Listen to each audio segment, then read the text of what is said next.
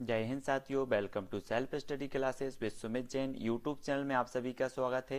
दोस्तों, आप वर्ग 3 एमपी टेट वर्ग 3 की तैयारी कर रहे हैं, सीटीईटी की तैयारी कर रहे हैं या फिर ऐसे एग्जाम की तैयारी कर रहे हैं जिसमें पर्यावरण पूछा जाता है, तो उसके लिए बहुत ही महत्वपूर्ण वीडियो है। ठीक है, तो दोस्तों पर्यावरण के बारे में देखो, हम आज की वीडियो में क्या जानेंगे। सबसे पहले तो आपको पता होगा एनसीईआरटी में वर्तमान पर्यावरण अध्ययन पाठ्यक्रम को कितनी थीमों में बांटा गया, ये चीज आपको पता होनी चाहिए। ठीक है, आप एमपी टेट वर्ग 3 की तैयारी करें तो आपका जो सिलेबस दिया है व्यापम ने, वो आप देख लेना थोड़ा सा। ये वर्तमान पर्यावरण अध्यापन कार्यक्रम को कितनी थीमों में बांटा गया, इसी के आधार पर आपका भी पाठ्यक्रम दिया है। ठीक है, तो इसको आप देख लेना, इसको बिल्कुल, है ना। और ऑपरेशन ब्लैक बोर्ड के बारे में जानेंगे। ठीक है, हंटर आयोग, विभिन्न प्रकार के आयोग और समितियों के बारे में इसमें जानेंगे। ठीक है, आपकी शिक्षण विधियां जो हैं उसके बारे में जानेंगे, है ना, पर्यावरण पेडागोजी से संबंधित। तो इस अध्ययन में हम जानेंगे आपकी कक्षा 3 से लेकर 5 तक जो पर्यावरण पुस्तक का शीर्षक है वो आपको पता होनी चाहिए। क्या शीर्षक है, अंग्रेजी का शीर्षक क्या है, हिंदी मीडियम का शीर्षक क्या है पर्यावरण पुस्तक का। तब आपको ये सारे के सारे जो फैक्ट हैं इस वीडियो में हम चर्चा करने वाले हैं। और महत्वपूर्ण जो आपके फैक्ट परीक्षा उपयोगी है वो हम आपको प्रेषित कर रहे हैं। इससे पहले बहुत सारे वीडियो मैंने अपलोड किए हैं, प्ले लिस्ट बनी है आपकी, जाके प्ले लिस्ट में देखें। 50 से 60 वीडियो अपलोड हो चुके पर्यावरण के, वो जरूर देखें। तो इसके बारे में जानते हैं। चलिए दोस्तों, तो और कुछ महत्वपूर्ण प्रश्नों पर अब हम चर्चा करने वाले हैं। ठीक है, सबसे पहले देखते हैं पर्यावरण शिक्षा आधारित है। तो सभी को पता है कि ये बाल केंद्रित आधारित है। ठीक है, पर्यावरण अध्ययन में एनसीएफ सुझाती है, तो क्या सुझाती है, बच्चों के स्कूली जीवन को बाहर के जीवन से जोड़ना, ये एनसीएफ सिखाती है पर्यावरण अध्ययन में। ठीक है, पर्यावरण अध्ययन में पाठ्यक्रमों को बांटा गया है, तो 6 थीमों में बांटा गया है पाठ्यक्रम को। ठीक है, ये याद रखना है।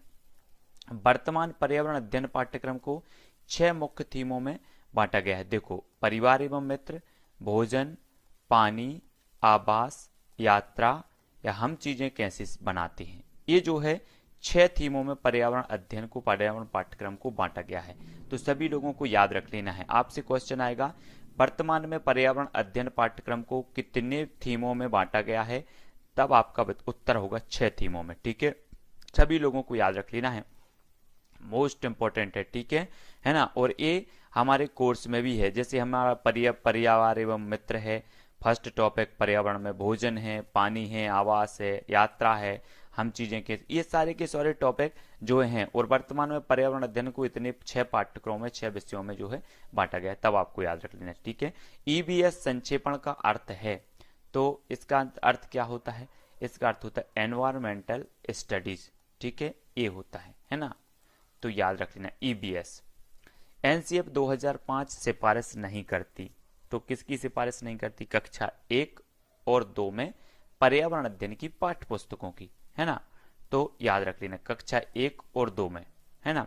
कक्षा 3 से 5 तक की एनसीईआरटी की हिंदी एवं अंग्रेजी में पर्यावरण का शीर्षक क्या है, तब आपका उत्तर होगा आसपास, हिंदी में। ठीक है, याद रख लेना है ना, हिंदी एवं अंग्रेजी में, तो याद रख लेना है ना। और अंग्रेजी में क्या है, लुकिंग अराउंड, हिंदी में आसपास और अंग्रेजी में लुकिंग अराउंड। ठीक है, याद रख लेना कक्षा 3 से 5 तक की एनसीईआरटी की हिंदी एवं अंग्रेजी में पर्यावरण का जो शीर्षक है वो आसपास। ठीक है, पर्यावरण अध्ययन के शिक्षण हेतु कौन सा उद्देश्य नहीं है, तब विज्ञान के आधारभूत प्रत्ययों और सिद्धांतों को रटकर याद कर लेना, ये उद्देश्य नहीं माना जाता पर्यावरण अध्ययन हेतु। ठीक है, बहुत ही महत्वपूर्ण फैक्ट है दोस्तों, जो आपके एग्जाम की दृष्टि से मोस्ट इंपॉर्टेंट है। ठीक है, आपको वीडियो अच्छा लग रहा है तो लाइक जरूर किया करें। ठीक है, इसके पहले बहुत सारे ऐसे वीडियो मैंने महत्वपूर्ण फैक्टों पर डाले हैं, वो जरूर देखें। प्राथमिक स्तर पर ईबीएस की पढ़ाई का एक मुख्य उद्देश्य क्या है, तब आपका उत्तर होगा कक्ष की पढ़ाई को शिक्षार्थी के विद्यालय से बाहर के जीवन से संबंधित करने में सहायता करना। ठीक है, सभी को याद करना है। पर्यावरण शिक्षण की विधियां, तो पर्यावरण शिक्षण की किंडरगार्टन विधि, मॉन्टेसरी विधि, प्रोजेक्ट विधि, कहानी विधि और खोज विधि, ये पर्यावरण शिक्षण की विधियां मानी जाती हैं। तो याद कर लेते हैं यहाँ पर कुछ शिक्षण विधियों को। मॉन्टेसरी विधि ये मारिया मॉन्टेसरी ने दी है, किंडरगार्टन ये फ्रॉबेल की है, प्रोजेक्ट विधि ये किलपैट्रिक ने दी है, अन्वेषण एवं खोज विधि ये प्रोफेसर ई आर्म स्ट्रांग ने दिए। तो इतनी चीजें जो महत्वपूर्ण है दोस्तों वो आपको याद करनी है, बहुत ही महत्वपूर्ण है ये चीजें, ये हमेशा पूछी जाती है। ठीक है, अब देखते हैं और भी कुछ। ठीक है, और क्या है, अधिगम सिद्धांत एवं संबंधित शास्त्री, है ना। तो सिद्धांत और शास्त्री, तब देखो संबंधवाद किसने दिया, तो थांडाइक ने दिया। क्रिया प्रसूत अनुबंधन स्किनर ने। प्रबलन सिद्धांत हल ने दिया है। अंतर्दृष्टि अधिगम सिद्धांत बर्दिमर और कोहलर कोप्फा ने दिया है। सामाजिक अधिगम सिद्धांत अल्बर्ट बंडूरा ने दिया है ना। क्लासिकल अनुबंधन सिद्धांत ए पावलावरी ने दिया है। तो इनको आपको याद रख लेना है। अब हमें पढ़ना आयोग और समितियां। ठीक है, यशपाल समिति देखो 1992-93 में यशपाल समिति बनी, है ना। इसका जो उद्देश्य था शिक्षा बिना बोझ की, है ना, शिक्षा बिना बोझ की, आपको याद रख लेना है यशपाल समिति, है ना। इसने कहा कि शिक्षा बिना बोझ की। डॉक्टर एस राधाकृष्णन आयोग, ये 1948-49 में बना। राष्ट्रीय विश्वविद्यालय शिक्षा आयोग भी इसे कहा जाता है। ठीक है, डॉक्टर एस राधाकृष्णन आयोग या राष्ट्रीय विश्वविद्यालय शिक्षा आयोग। आपसे पूछा जाएगा कि ये विश्वविद्यालय आयोग कब बना, तब आपका उत्तर होगा 1948-49 में। ठीक है, डॉक्टर डी एस कोठारी आयोग 1964 में बना, सामाजिक उत्तरदायित्व व नैतिक शिक्षा के लिए। तो ये चीज आपको याद होनी चाहिए। जस्टिस जे एस वर्मा समिति, जस्टिस जे एस वर्मा समिति 2012 में शिक्षकों की दक्षता की समय समय पर जांच करना, ये इसका उद्देश्य था। जस्टिस जे एस वर्मा समिति, आपसे पूछा जाएगा जस्टिस जे एस वर्मा समिति कब बनी, 2012 में। इसका उद्देश्य क्या था, शिक्षकों की दक्षता की समय समय पर जांच करना, ऐसा हमें देखना है। चार्ल्स बोर्ड समिति 1854 में बनी है। भारतीय शिक्षा का इसे मैग्ना कार्टा भी कहा जाता है, याद रख लेना। भारतीय शिक्षा का मैग्ना कार्टा किसे कहा जाता है, तो चार्ल्स बोर्ड की समिति जो बनी थी, है ना, 1854। हंटर आयोग, हंटर शिक्षा आयोग 1882-83 में ये बना था, है ना। महिला शिक्षा का विकास करना इस आयोग का मुख्य उद्देश्य था, हंटर आयोग का। सर्जेंट समिति, सर्जेंट समिति 6 से 11 वर्ष तक के बच्चों को निःशुल्क व अनिवार्य शिक्षा, 1944 में ये बना था। ठीक है, अगर आपसे पूछा जाएगा 6 से 11 वर्ष तक के बच्चों को निःशुल्क व अनिवार्य शिक्षा जो है ये उद्देश्य कौन सी समिति का था, तब आपका उत्तर होगा सर्जेंट समिति। ठीक है, ये चीज सभी को याद रखनी है ना। और 1944 में ये बनी थी। अगला देख लेते हैं, आयोग और अध्यक्ष देखते हैं। भारतीय शिक्षा आयोग के अध्यक्ष कौन थे, तो विलियम हंटर थे, है ना, 1882 में। सर्जेंट आयोग के सर्जेंट थे 1944। माध्यमिक शिक्षा आयोग लक्ष्मण स्वामी मुदालियर थे, ये 1952-53 में, है ना। माध्यमिक शिक्षा आयोग या मुदालियर आयोग भी इसे कहा जाता है। तो लक्ष्मण स्वामी मुदालियर इसके अध्यक्ष थे, ये चीज भी आपको याद रख लेनी है। और भी कुछ महत्वपूर्ण फैक्ट देख लेते हैं जो आपकी परीक्षा की दृष्टि से बहुत ही महत्वपूर्ण है। ठीक है, ऑपरेशन ब्लैक बोर्ड ये कब चला, 1987-88 में। साक्षरता मिशन 1988 में। सर्व शिक्षा अभियान 2000-2001 में। ठीक है, ये चीज सभी को याद रखनी है। ठीक है, एक नई राष्ट्रीय शिक्षा नीति आई थी 2017 में। महिला शिक्षा पर राष्ट्रीय समिति दुर्गाबाई देशमुख समिति 1958, ये महिला शिक्षा पर राष्ट्रीय समिति है ना। तो इनको याद रख लेना, बहुत ही महत्वपूर्ण है। पर्यावरण अध्ययन के संदर्भ में बोझ के बिना शिक्षा क्या बताता है, तब आपका उत्तर अवबोध का भार कम करने की जरूरत, याद रख लेना। निम्न में से बताइए पर्यावरण बोझ के बिना शिक्षा क्या बताता है, तब आपका उत्तर अवबोध का भार कम करने की जरूरत, है ना, ये आपसे पूछा जाएगा।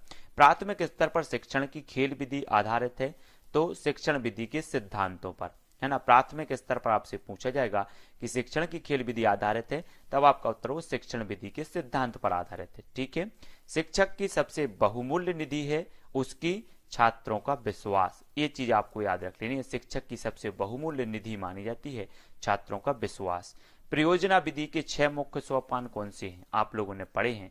स्थिति प्रदान करना, प्रोजेक्ट का चयन, प्रोजेक्ट बनाना, योजना का क्रियान्वयन या मूल्यांकन तथा रिकॉर्ड बनाना। ठीक है, आपसे पूछा जाएगा निम्न में से बताइए कौन सा परियोजना विधि का मुख्य सोपान नहीं है, तब आपको ये मुख्य सोपान स्थिति प्रदान करना, प्रोजेक्ट का चयन, प्रोजेक्ट बनाना, योजना क्रियान्वयन, मूल्यांकन तथा रिकॉर्ड, ये चीज आपको याद होनी चाहिए। ठीक है, पर्यावरण की सबसे प्रभावशाली विधि कौन सी है, तो प्रयोगशाला विधि है। इस विधि में ज्ञान की जो है प्राप्ति स्वयं द्वारा प्रयोग करके की जाती है। भाषा सुपोबली सीखने का सही अनुक्रम क्या है, सुनना, बोलना, पढ़ना और फिर लिखना। ठीक है, ये कौशल माने जाते हैं। सबसे बालक पहले सुनता है, फिर बोलने लगता है, फिर पढ़ने लगता है और अंत में लिखने लगता है। ये चीज आप लोगों को जो है देखना है। पढ़ने की अक्षमता क्या कहलाती है? तो एलेक्सिया और डिसलेक्सिया, ये चीज आपको याद रखनी है, ठीक है। मौखिक रूप से सीखने की अक्षमता अफेजिया और डिस्फेजिया, है ना। लिखने की क्षमता डिस्ग्राफिया। गणित सीखने की अक्षमता डिस्कैलकुलिया, याद रख लेना है ना। प्राथमिक स्तर पर शिक्षार्थियों का आकलन करने का सर्वश्रेष्ठ तरीका क्या है? तो portfolio.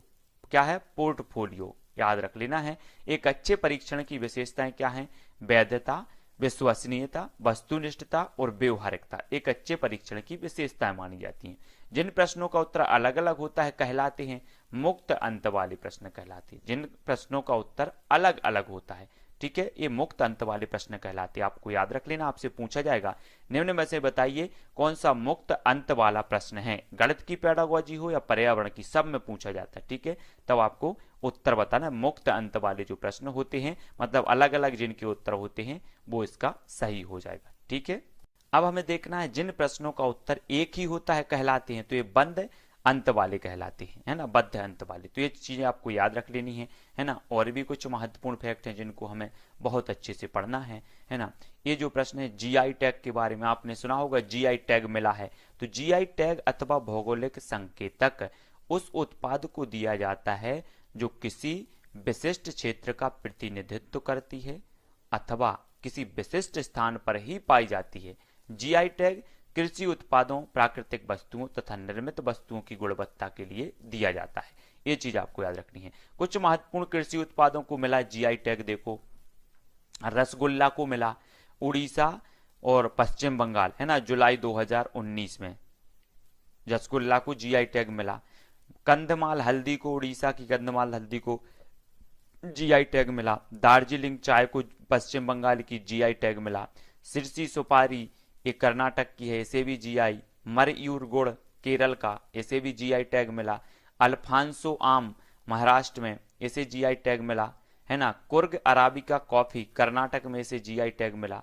Araku valley arabica coffee Andhra Pradesh की है, इसे भी मिला। और सांगली हल्दी महाराष्ट्र की, इसे भी जीआई टैग मिला है। तो याद रख लेना है। सतत एवं व्यापक मूल्यांकन की एक तकनीक है निदानात्मक मूल्यांकन। ये चीज आपको याद रखनी है। निदानात्मक मूल्यांकन जो है एक सतत एवं व्यापक मूल्यांकन की एक तकनीक मानी जाती है। पर्यावरण अध्ययन में क्षेत्र भ्रमण का मुख्य उद्देश्य क्या होता है? प्रत्यक्ष अनुभव, याद रख लेना है। क्या होता है? प्रत्यक्ष अनुभव। प्राथमिक स्तर पर पर्यावरण अध्ययन के लिए कौन सी विधि प्रभावशाली है? तो कहानी विधि प्रभावशाली है, ठीक है। दोस्तों ये जो बुक है वो यूथ कंपटीशन टाइम्स की है। अगर आप चाहते हैं तो खरीद सकते हैं, बहुत ही बढ़िया बुक है, तो आप जरूर खरीदें अगर खरीदना चाहते हैं तो, ठीक है। कक्षा 1 और 2 के लिए पर्यावरण अध्ययन विषय के संदर्भ में सच है। पर्यावरण अध्ययन से संबंधित मुद्दों और संबंधों का संपादन भाषा और गणित के माध्यम से होता है, ठीक है। पर्यावरण अध्ययन में बच्चों को जोड़ने की सबसे प्रभावशाली युक्ति क्या है? तो किस्से और कहानियां, ठीक है। पर्यावरण अध्ययन पाठ्यक्रम के 6 मुख्य थीमों में से एक नहीं है, तो काम और खेल। इस प्रकार से आपसे जो मैंने थीम बताई थी 6, वो आपको याद रखनी है। पर्यावरण अध्ययन में आकलन के लिए संकेत नहीं होना चाहिए, तो याद करना ये संकेत नहीं होना चाहिए, ठीक है। पर्यावरण अध्ययन की प्रकृति क्या है? तो एकीकृत है ना। ईबीएस की कक्षा में गतिविधियां हैं चित्र खींचना, कक्षा में जो गतिविधियां वो चित्र खींचना, है ना। फील्ड भ्रमण श्यामपट्ट का उपयोग, ये ईबीएस की कक्षा में गतिविधियां मानी जाती हैं, ठीक है। तो दोस्तों यहाँ पर हमने कुछ महत्वपूर्ण फैक्टों के बारे में देखे, आपके शिक्षण से संबंधित, पेडागोजी से संबंधित और पर्यावरण से संबंधित। कुछ जो आपके आयोग थे उनको भी जाना, कुछ समितियां थी उनको भी हमने जाना, है ना। कुछ महत्वपूर्ण फैक्ट थे, वो सारे के सारे फैक्ट आज हमने यहाँ पर जाने। आपको वीडियो कैसा लगा कमेंट में जरूर बताना। इसके पहले बहुत सारे वीडियो मैंने अपलोड किए, उनको आप जरूर देखना। ऐसे महत्वपूर्ण वीडियो, महत्वपूर्ण जो फैक्ट आपको कहीं नहीं मिलते, वो चीज हमने आपको दिए हैं। तो पूरी की पूरी प्लेलिस्ट पर्यावरण की बनी है, लगभग 50 से 60 वीडियो इसमें अपलोड हो चुके हैं और भी निरंतर हो रहे हैं, तो वो जरूर देखें, ठीक है। और टेलीग्राम ग्रुप से जुड़ जाना है। टेलीग्राम ग्रुप से जुड़ने के लिए आपको टेलीग्राम ऐप डाउनलोड करना है, उसमें सर्च करना है IAS स्टडी ट्रिक, ठीक है। तो आज के वीडियो के लिए बस इतना ही। वीडियो को लाइक करें, चैनल को सब्सक्राइब करें। जय हिंद।